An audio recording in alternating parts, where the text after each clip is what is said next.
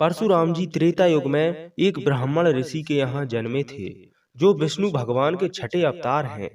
पौराणिक वृत्तांतों के अनुसार उनका जन्म महर्षि भृगु के पुत्र महर्षि जमदग्नि द्वारा संपन्न पुत्रेष्ठ यज्ञ से प्रसन्न देवराज इंद्र के वरदान स्वरूप पत्नी रेणुका के गर्भ से वैशाख शुक्ल तृतीया को मध्य प्रदेश के इंदौर जिला में ग्राम मानपुर के जानापांव पर्वत में हुआ था। वे भगवान विष्णु के आविर्भाव हैं। महाभारत और विष्णु पुराण के अनुसार परशुराम जी का मूल नाम राम था, किंतु जब भगवान शिव ने उन्हें एक परशु नामक अस्त्र प्रदान किया, तभी से उनका नाम परशुराम जी हो गया था। एक बार परशुराम जी की मां रेणुका आश्रम के पास नदी में स्नान करने गई थी।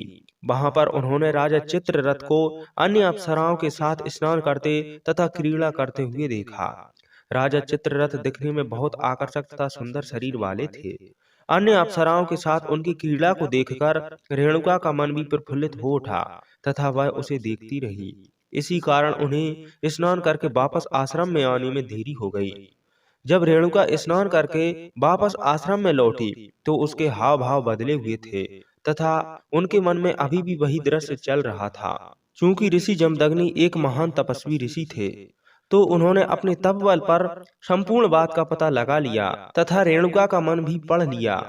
यह देखकर उन्हें इतना ज्यादा क्रोध आया कि उन्होंने अपने सबसे बड़े पुत्र को अपनी मां का गला काट देने का आदेश दिया। उनका सबसे बड़ा पुत्र अपनी मां के प्रेम में ऐसा नहीं कर पाया। तब उन्होंने अपने दूसरे तथा तीसरे पुत्र को भी यही आदेश दिया, लेकिन वे भी ऐसा कर पाने में असक्षम रहे। एक और मां की हत्या का पाप लगता तो दूसरी ओर पिता की आज्ञा की अवहेलना करने का पाप। यह एक धर्म संकट था, लेकिन उन्होंने मात्र हत्या करने से मना कर दिया। अपने पुत्रों के द्वारा स्वयं की ऐसी अवहेलना किए जाने पर ऋषि जमदग्नि को अत्यधिक क्रोध आ गया और उन्होंने अपने तीनों पुत्रों को श्राप दिया कि वे अपना विवेक बुद्धि तथा सारा ज्ञान खो देंगे। इसके पश्चात ऋषि जमदग्नि ने अपने सबसे छोटे पुत्र परशुराम को अपनी मां रेणुका का मस्तक धड़ से अलग कर देने का आदेश दिया। पिता का आदेश मिलते ही परशुराम ने बिना देर किए एक पल में अपनी मां का सिर धड़ से अलग कर दिया। देखते ही उनकी मां निष्प्राण हो गईं तथा लहू की धारा फूट पड़ी। यह देखकर परशुराम के पिता जमदग्नि अत्यधिक प्रसन्न हुए तथा परशुराम को स्नेह पूर्वक कोई वरदान मांगने को कहा। परशुराम जी ने समझदारी से काम लेते हुए अपने पिता से 3 वर मांगे। पहले वर में उन्होंने अपनी मां को पुनः जीवित करने को कहा। दूसरे वर में उन्होंने मांगा कि उनकी मां को इस चीज की स्मृति न रहे तथा तीसरे वर में उन्होंने अपने तीनों भाइयों का विवेक व बुद्धि मांग ली।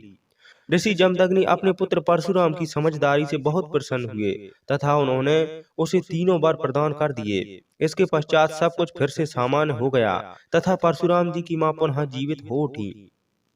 हालांकि भगवान परशुराम ने अपनी मां रेणुका को पुनः जीवित तो करवा लिया था, लेकिन उनके ऊपर मात्र हत्या का पाप लग चुका था। इससे मुक्ति पाने के लिए उन्होंने भगवान शिव की घोर तपस्या की तथा मात्र हत्या से मुक्ति पाई।